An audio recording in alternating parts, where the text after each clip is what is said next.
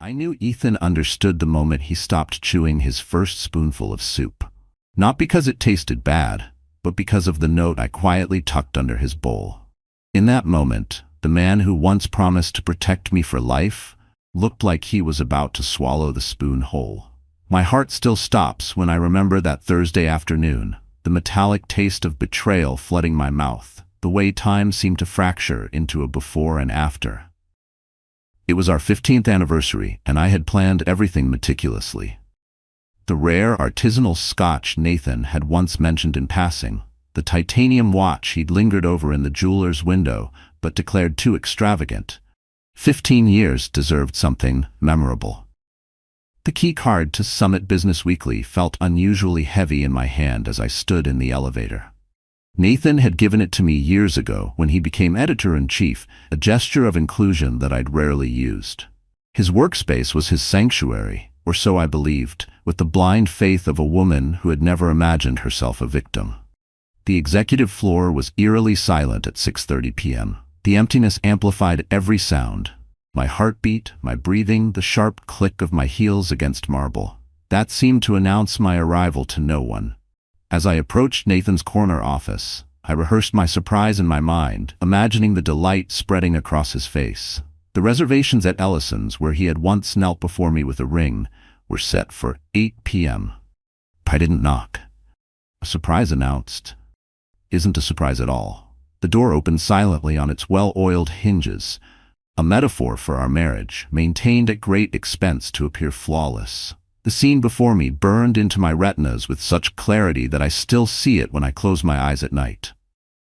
Nathan's broad back, his suit jacket discarded carelessly on the floor, his dress shirt open but still clinging to his shoulders, and beneath him, sprawled across his mahogany desk.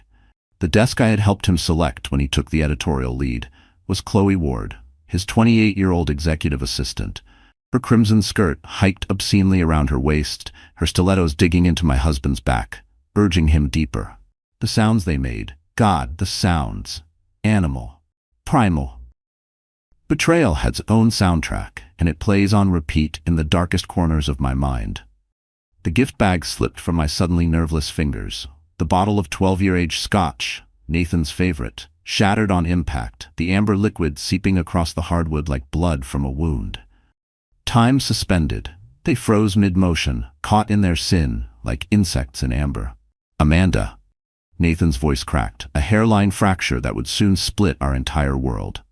He stumbled backward, frantically fumbling with his pants, his face flushed with exertion and now draining to ash. Chloe scrambled to cover herself, but her eyes, those eyes, they held no shame, no remorse. Instead, I caught something worse. Pity. That pity crystallized something inside me, a kernel of ice forming where my heart had been, spreading outward until I felt nothing but a glacial calm. "Happy anniversary," I whispered, my voice a ghost of itself, eerily detached from the hurricane raging inside me. I turned and walked away. Behind me, Nathan called my name with increasing desperation, each repetition more frantic than the last. I didn't run. I didn't hurry. I moved with the deliberate pace of someone who had all the time in the world, because in that moment, I realized that time was now mine. Again, no longer ours. The night janitor looked up as I passed, his eyes widening at whatever he saw in my face. The elevator doors closed on Nathan's voice, muffling his pleas as I descended. In the safety of my car, the trembling began, not gentle shivers, but violent, uncontrollable quakes that made it impossible to insert the key. 15 years. 2 children we'd raised together. A life constructed with meticulous care. Each memory, a brick in a foundation I'd believed unshakable.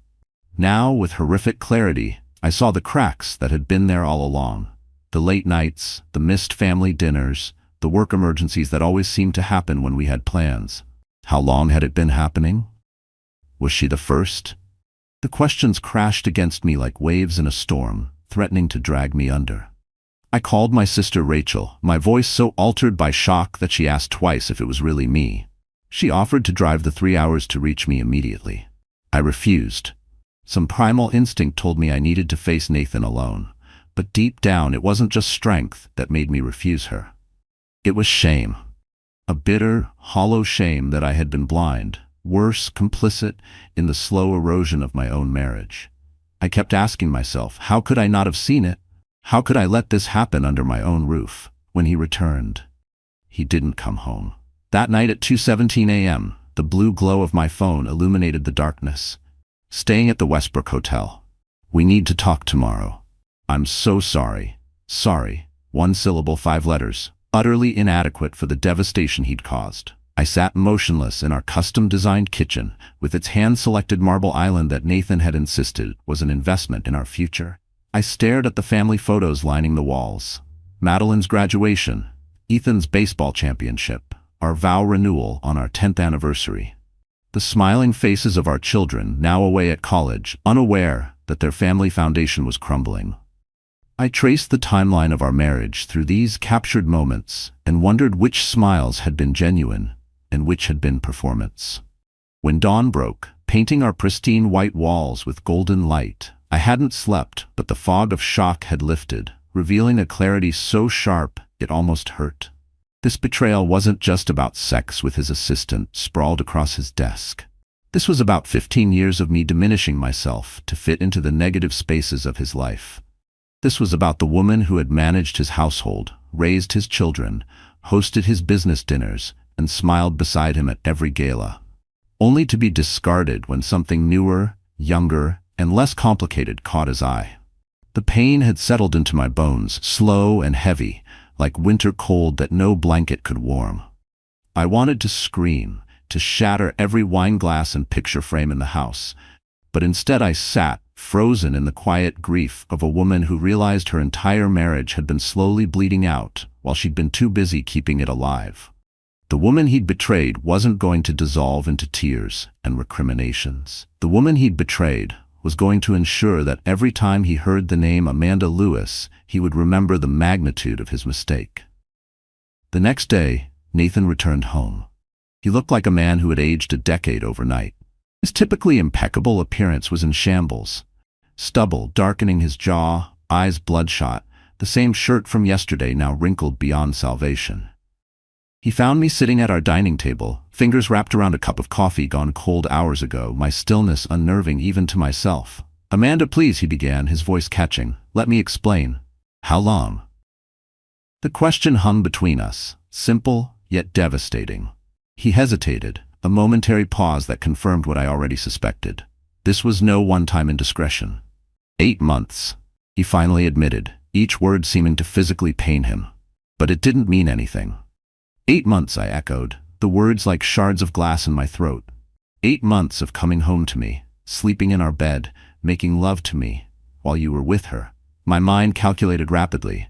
8 months meant he'd been with her during Ethan's surgery, during my father's funeral, during Christmas morning, when he'd given me the diamond earrings I was now wearing. Every memory of the past year suddenly required re-examination, contaminated by this new knowledge. It was a mistake. A terrible, unforgivable mistake that will never happen again. Nathan dropped to his knees beside my chair, his hands clutching mine with desperate intensity. "I love you, Amanda. You and the kids. You're everything to me, my whole life." Tears, actual tears, streaked down his face. In 15 years of marriage, I'd seen Nathan cry exactly twice, when our children were born. The sight of his anguish should have moved me, but instead, I watched him as if through a pane of frosted glass, detached, numb, unsure whether the ache in my chest was heartbreak or relief that the truth had finally surfaced. My hands remained limp in his grip, my mind battling the tidal wave of grief with the last fragments of my dignity. Instead, I found myself clinically observing the mechanics of his grief, wondering whether it stemmed from genuine remorse or simply fear of consequences. I let him talk. I let him spin his narrative of momentary weakness, of stress and temptation too great to resist. I let him promise therapy, transparency, renewed commitment. I nodded at appropriate intervals, asked the expected questions about details I already suspected, and gave him the impression of a wounded wife processing betrayal. When he had exhausted his prepared statements of contrition, when he thought he'd weathered the worst of the storm, I asked one final question. My voice was honey smooth, betraying nothing of the trap about to spring. "Does Gerald know?" Gerald Whitmore. Nathan's business partner, mentor, and the man who had given him his start when no one else would. the man whose name appeared alongside Nathan's on the magazine's masthead. Nathan's face drained of color so rapidly I thought he might faint. Why would Gerald need to know about our personal issues? I smiled, a small cold thing that didn't reach my eyes. I'm simply wondering if your business partner knows that you've been sleeping with his daughter for the past 8 months. The silence that followed was absolute. Even the ambient sounds of our home, the hum of the refrigerator, the distant tick of the grandfather clock in the hall, seemed to recede in the face of this bombshell. "What?" Nathan whispered, the single word barely audible. "Chloe Ward, born Chloe Whitmore. She changed her name professionally to avoid accusations of nepotism when she applied to work at Summit. But surely you knew that, Nathan? Surely you vetted your executive assistant before hiring her, before bending her over your desk?" He hadn't known. The horror blooming across his features confirmed it. This was information he was processing in real time, and the implications were catastrophic. His lips parted, but no sound came out. A man so often in control, now entirely unmoored. I watched as disbelief twisted into dread, and then into something colder. Panic. The realization struck him like a falling scaffold, splintering the fragile lie he'd built around his secret. How did you? "I met her 3 years ago at the company Christmas party," I said, each word measured and precise. "Gerald introduced her as his daughter from his first marriage. She didn't stay long, just a brief appearance. You were deep in conversation with the Jacobson account representatives. You never even noticed her, but I did." I remember thinking how striking the resemblance was between them. The same sharp jawline, the same unusual amber eyes. Nathan collapsed into the chair opposite me, his legs no longer able to support him. Gerald Whitmore wasn't merely his business partner. He was his mentor, his advocate, the majority stakeholder in their firm, and a man with an old-fashioned sense of honor that extended particularly to his family. "I gave everything to this marriage," I continued, my voice unwavering despite the molten rage coursing through me. "I abandoned my legal career when I became pregnant with Madeline. I moved away from everyone I loved to support your ambitions. I've endured lonely holidays, raised our children virtually alone during your busiest years, and stood beside you through every career milestone. And this is how you repay loyalty? Amanda, please, we can fix this." "I was going to tell you that night that I'd been accepted to finish my law degree," I said, the revelation landing like another blow. "Remember that dream I set aside 16 years ago? I was finally going to reclaim it. That was my anniversary surprise. Instead, I found you with your pants around your ankles and your partner's daughter moaning your name." That night, Nathan slept in the guest room. Through the wall, I heard him making frantic calls to Chloe, undoubtedly trying to confirm what I'd revealed. His panic was palpable, filling our home like poisonous gas. 3 days later, Nathan returned home with the news I'd been expecting. Gerald had called an emergency board meeting. There were rumors of a forced buyout, of Nathan being removed from the company he had helped build, his name literally on the cover. "They can't do this to me," he raged, pacing our bedroom like a caged animal, while I sat calmly on the edge of our bed. "I built that magazine from nothing. My reputation, my connections, they'd be nothing without me." "Like you built this marriage?" I asked softly. He stopped then, turning to face me, and I saw something new in his eyes. Not just fear of losing his editorial empire, but genuine terror at the possibility of losing me, of facing the wreckage of his life alone. "I need you, Amanda," he whispered, his voice breaking. "I cannot get through this without you." I gave him nothing. No comfort, no reassurance, no absolution. I simply watched as the realization dawned that everything he had built, everything he had valued was balanced on a knife's edge. And I knew something he didn't. It was already falling. What Nathan could never have imagined, what his ego would never have permitted him to consider, was that my discovery of his affair wasn't the beginning of my story. It was merely the climax of a narrative that had been unfolding for months. 6 months earlier, I had borrowed Nathan's iPad to order a gift for Ethan. A notification appeared, an email from someone identified only as E. The message wasn't explicitly incriminating, but the tone was intimate in a way that set off alarm bells. "Last night was worth the risk," could have had 100 innocent explanations, but the hair on the back of my neck stood up. Nonetheless, I didn't confront him. Some dormant instinct, perhaps the lawyer I'd once trained to be, whispered to gather evidence before making accusations. I hired Margot Chen, a private investigator who had left the FBI after 15 years to start her own security firm. I paid her from funds my grandmother had left me in a separate account, money Nathan had no knowledge of. Our initial meeting was in a coffee shop 3 towns over, where there was zero chance of running into anyone we knew. Most clients, Margot had told me, stirring her espresso with methodical precision, want instant confirmation of their suspicions. They want dramatic evidence they can throw in their spouse's face during a confrontation. That approach rarely serves their long-term interests. "I'm not interested in drama," I'd replied, my voice steadier than I felt. "If my husband is betraying me, I want comprehensive intelligence, not just who she is, but what vulnerabilities they've created together. I don't want a confrontation. I want leverage." Margot had smiled then, a small approving quirk of her lips that suggested I was a rarity among her clientele. Most people allow emotion to override strategy. That's refreshing. For the next several months, Margot compiled information with frightening efficiency. Photos and videos documenting the affair in excruciating detail. Email exchanges, hotel receipts, time-stamped building access logs showing late-night entries to the office. She built a comprehensive case that would have been devastating on its own. But Margot gave me something far more valuable than proof of infidelity. During her surveillance, she noticed financial irregularities that piqued her professional interest. She brought in Julian Reeves, a forensic accountant whose services she occasionally employed. Together they uncovered Nathan's secondary betrayal. He had been systematically siphoning company funds, small amounts, carefully concealed but consistent, into an offshore account in the Caymans. Nothing that would trigger immediate alarms, but substantial when viewed in aggregate. A nest egg, separate from our marital assets, an escape hatch. What Nathan never understood was that being the housewife had made me an expert in our finances.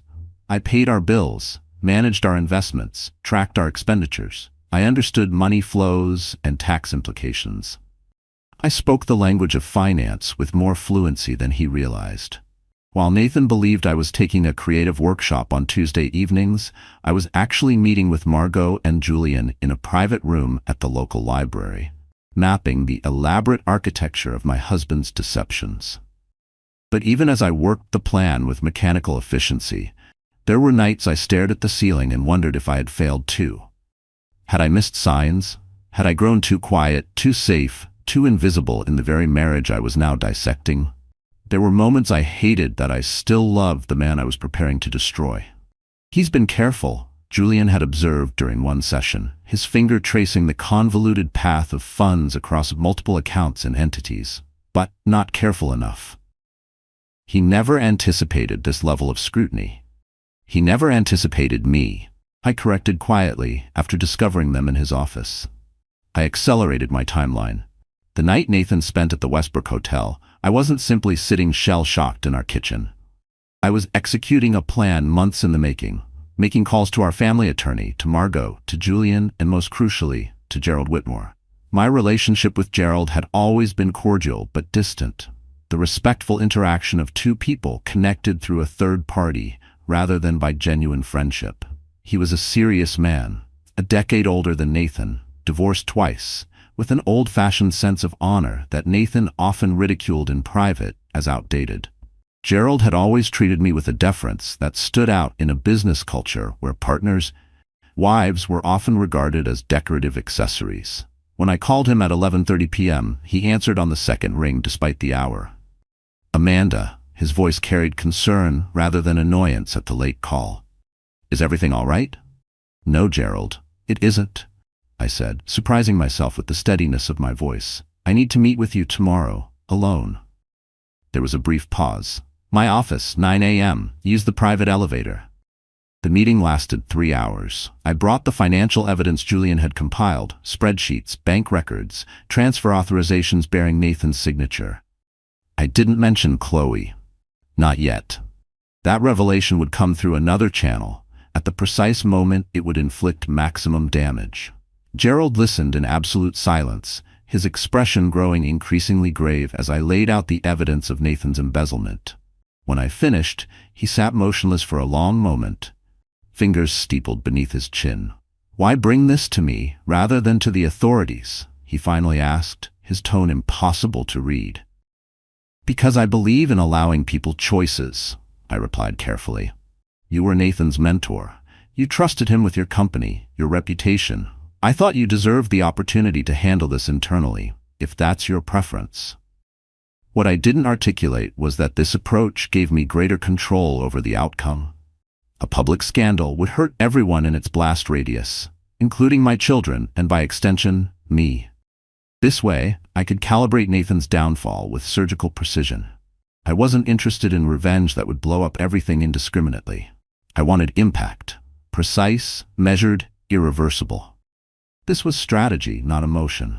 I would not burn everything down. I would simply close the doors behind him one by one until there was nowhere left to run. Gerald nodded slowly, something reluctant respect flickering in his eyes. "I appreciate that consideration, Amanda, more than you know." As I was gathering my materials to leave, I paused at the door and turned back, my expression carefully composed.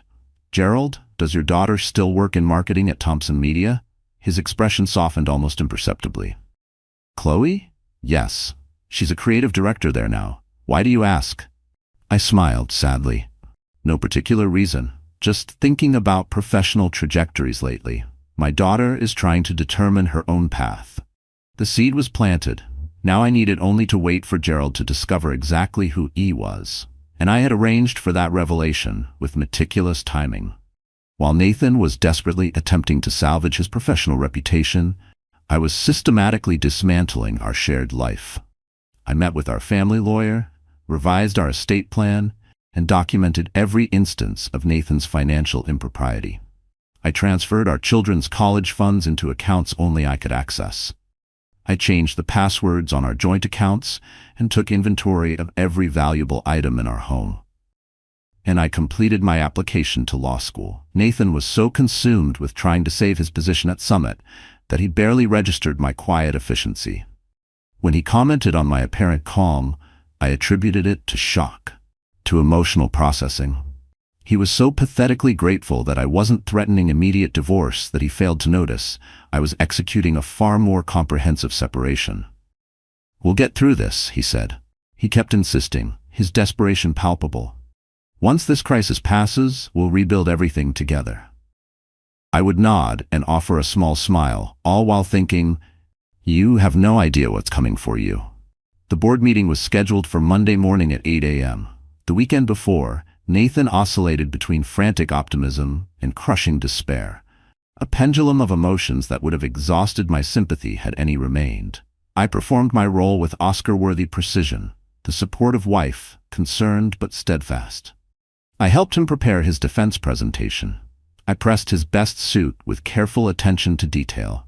I made his favorite breakfast, Eggs Benedict with smoked salmon, the morning of the meeting.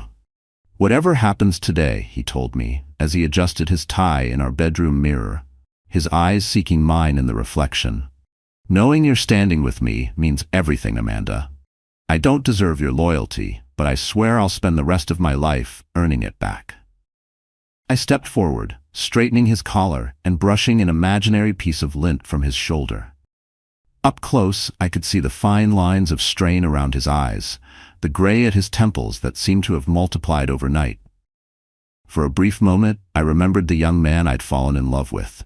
Ambitious, brilliant, seemingly invincible. That man was gone now, replaced by this desperate stranger wearing my husband's face. "Good luck today," I said, kissing his cheek and catching the scent of his cologne. The one I'd given him last Christmas. What Nathan didn't know, couldn't have known, was that 3 days earlier, a manila envelope had been hand-delivered to Gerald Whitmore's home address. Inside was a USB drive containing select images and videos of Nathan and Chloe together, along with hotel receipts, text message transcripts, and a note that simply read, "Ask your daughter about her relationship with Nathan Lewis." The package wasn't traceable to me. It had been arranged through Margot, who had employed methods ensuring plausible deniability. The timing was deliberate, Friday evening, giving Gerald the entire weekend to process the information to confirm it, to allow his anger to crystallize into something cold and implacable. Nathan left for the board meeting expecting a difficult day, but clinging to the belief that his value to the company would ultimately outweigh his transgressions. He had no concept that he was walking into an execution chamber. At precisely 2:13 p.m., my phone rang. It was Julian, who had maintained contact with a member of Summit's legal team. "It's done," he said without preamble. They confronted him with everything: the embezzlement, the affair with Gerald's daughter. Gerald apparently remained silent through most of the meeting, then simply said, "My daughter confirms everything." Nathan attempted to argue it was a personal matter, but they had the financial documentation. "He's been removed, effective immediately, and they're pursuing criminal charges for the financial misconduct." I thanked Julian and ended the call. Then I contacted the locksmith I had on standby and arranged for all the locks on our home to be changed within the hour. Next, I called our children. Madeline and Ethan were both in college, Madeline completing her senior year at UCLA, Ethan in his sophomore year at NYU. I had already prepared them weeks earlier with hints that their father and I were experiencing significant marital difficulties. Now I provided a carefully curated version of events. Their father had made serious professional and personal mistakes. Our marriage was over. And yes, another woman was involved. They responded with the mixture of anger, hurt, and confusion I had anticipated, but they were adults now, not children. And I respected them enough to share the truth, if not every sordid detail that would only cause additional pain. "Is Dad going to jail?" Ethan asked, his voice suddenly small, despite being 6'3" and the starting center for his university's basketball team. "I don't know," I answered honestly. "That depends on many factors beyond my control. But I promise, both of you will be protected, no matter what happens." By the time Nathan's car pulled into the driveway at 4:42 p.m., the locks had been changed. My lawyer was on standby, and Nathan's personal belongings had been neatly packed into boxes stacked in the garage. He looked utterly destroyed when I opened the door, a husk of the confident man who had left that morning. His tie was gone, his collar unbuttoned, his complexion ashen. The confident stride that had always carried him through life was replaced by the shuffling gait of the defeated. "They knew everything," he whispered, "about the money, about Chloe. Gerald knew every detail, like he'd been watching us. How did they know it all, Amanda?" I stepped aside to allow him entry into what had been our shared home for the past decade. He stumbled in, collapsing onto the sofa in the living room, like his legs could no longer support him. There was no fire left in him, just a hollow shell caving under the weight of consequences he never thought would arrive. The man who once negotiated multi-million-dollar deals without breaking a sweat now looked like a child caught stealing from the cookie jar, only the stakes were infinitely higher.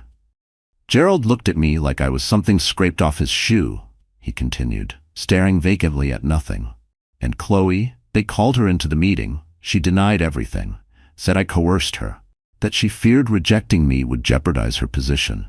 She sacrificed me without a moment's hesitation." I murmured noncommittally, seating myself across from him. That must have been devastating. His eyes flicked to mine, searching, pleading for a crack in the armor, for some flicker of the wife who once stood proudly beside him. But there was none. I had buried that woman the day I saw him on top of Chloe. He looked up then, really seeing me for the first time since he'd entered. Something in my demeanor, perhaps its very calmness, triggered a dawning suspicion. "Amanda," he said slowly, his eyes narrowing, "what's happening here?" I smiled, a small, satisfied expression that contained 16 years of accumulated grievances. "Nathan, did you genuinely believe I wouldn't discover the truth? Not just about Chloe, but all of it. The offshore account, the money you've been systematically embezzling for years?" The blood drained from his face so completely, I momentarily wondered if he might faint. "You? How could you possibly?" "I've known for months," I said evenly.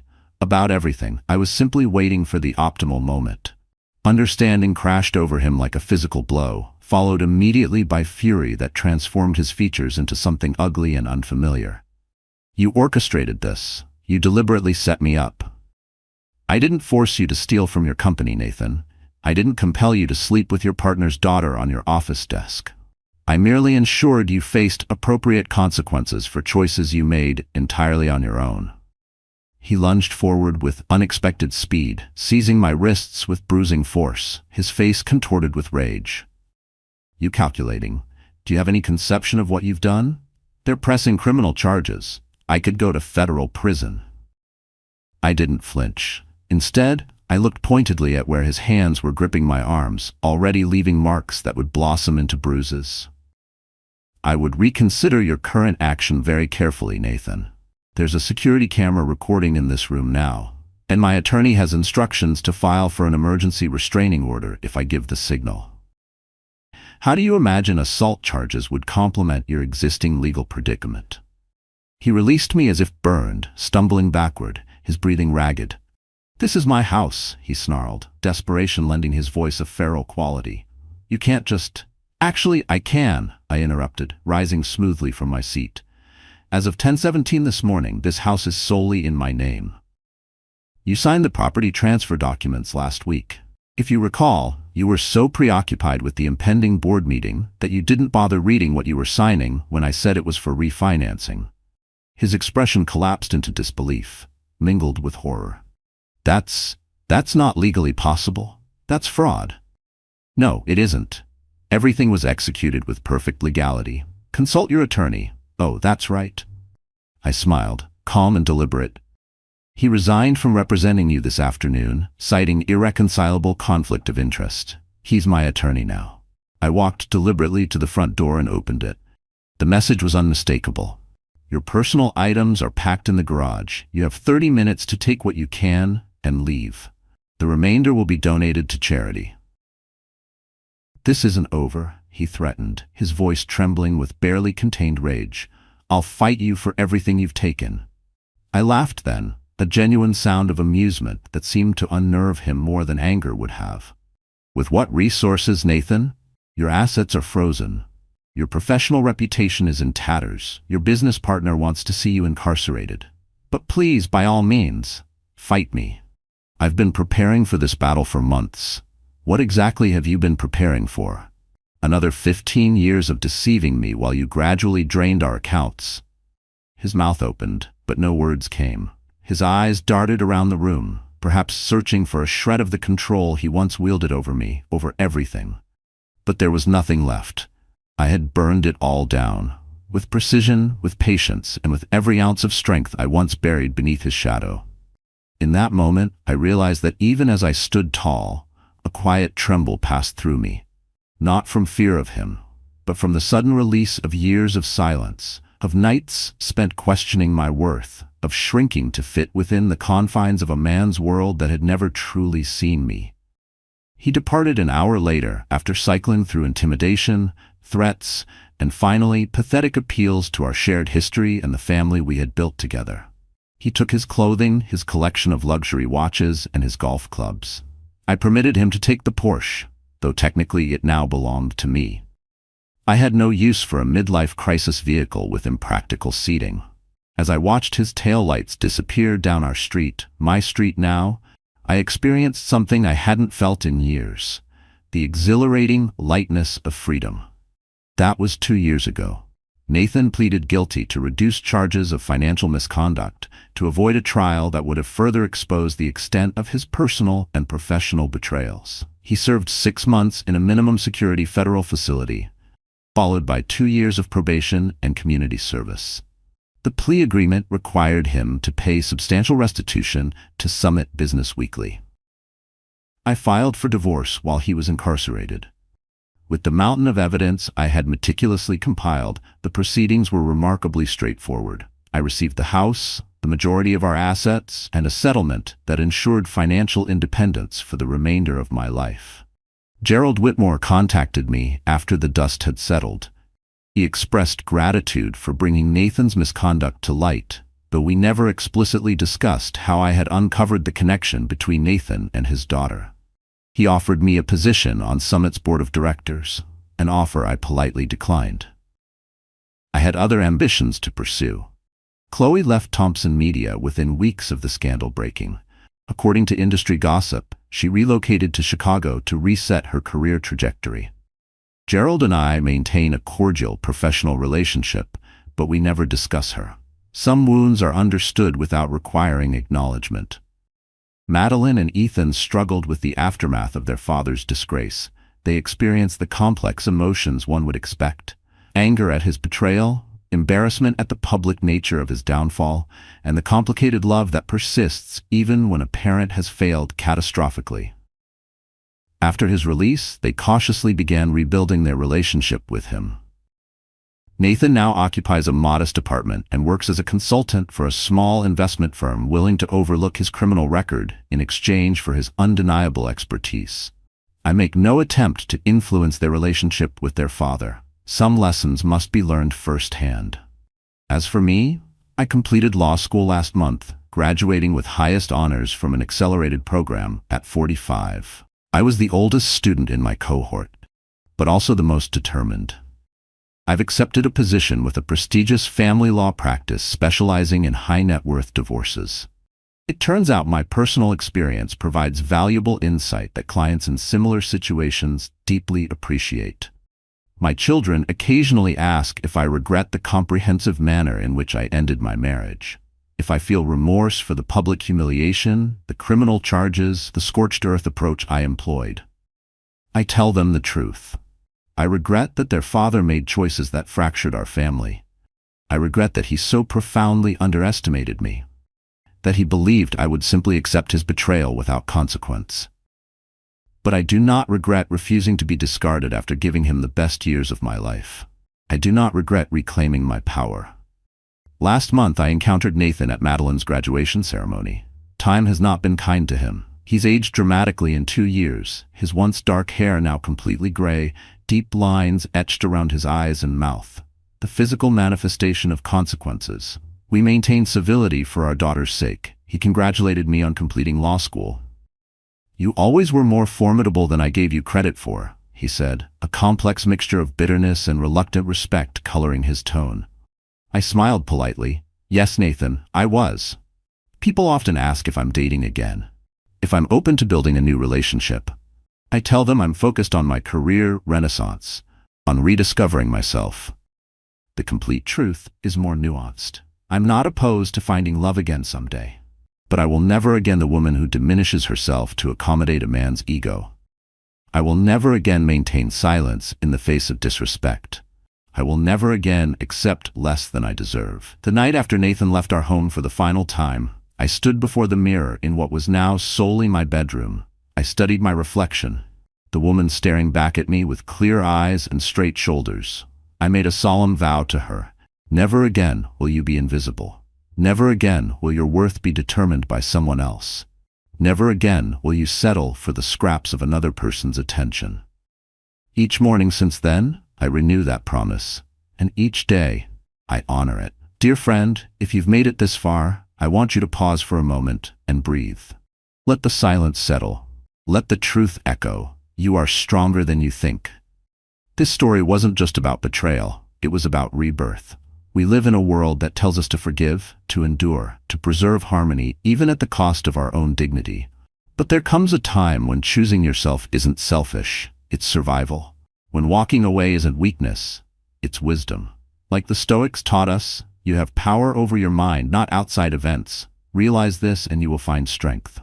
I didn't control Nathan's betrayal, but I controlled how I responded. And in that response, I reclaimed myself. To every woman and man sitting in silence, nursing invisible wounds, asking, "Is this all I deserve?" This story is your mirror. You are not here to be diminished. You are here to be seen, heard, and honored.